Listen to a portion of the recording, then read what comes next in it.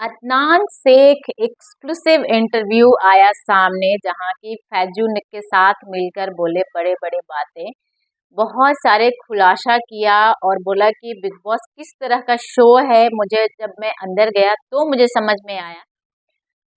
अदनान ने ये बोला कि जब मैंने बाहर की बातें बाहर होती हैं, पर हाँ, मैं वहाँ पे गया तो मुझे कुछ देर के लिए मैं कन्फ्यूज़ था और वहाँ के लोग भी मुझे मेरे सामने से आकर बाहर की बातें पूछ रहे थे और मैंने बिना सोचे बता दिया। ये मेरी गलती थी, पर बाकी और बिग बॉस ने मेरे साथ खेल गए। बिग बॉस को पता था कि विनर मैं ही हूँ, इसलिए चाल चल के मुझे घर से बेघर किया गया।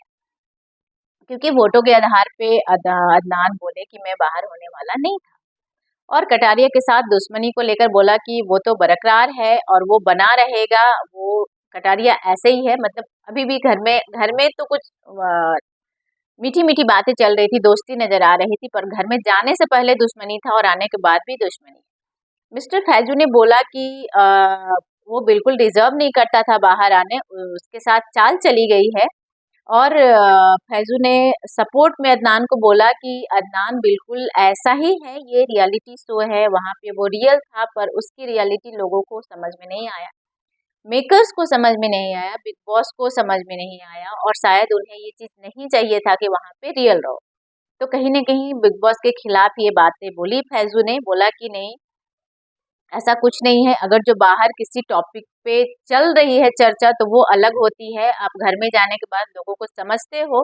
अगर जो कोई नहीं फाइट कर रहा है, मतलब वहाँ पे उन्होंने कटारिया को फोकस करते हुए बोला कि अगर जो कटारिया सामने से आकर नहीं लड़ रहा है, तो अदनान ऐसा है कि बिना मतलब के किसी से जाकर नहीं झगड़ेगा, झमेले नहीं बटोरेगा।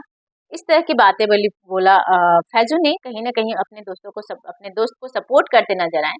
और अदनान ने सेम चीज़ बोली कि मेरे साथ गलत हुआ है, बिना मतलब का मुझे बाहर निकाल दिया गया।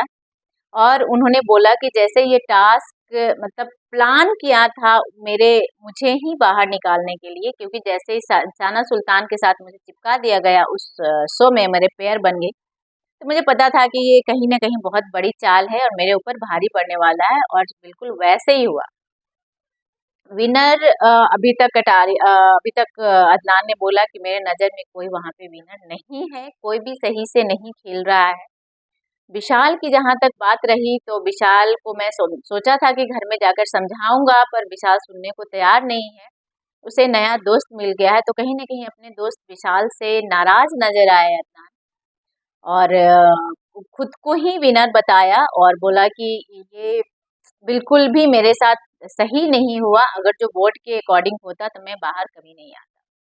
इस तरह की बातें बोली। और एल्विश, मतलब ओवरऑल ऐसा लग रहा है कि एल्विश, कटारिया, फैजू, अदनान टीम का जो बहसबाजी चल रही है बाहर में वो कंटिन्यू होगा, वो अभी खत्म होने वाला नहीं है।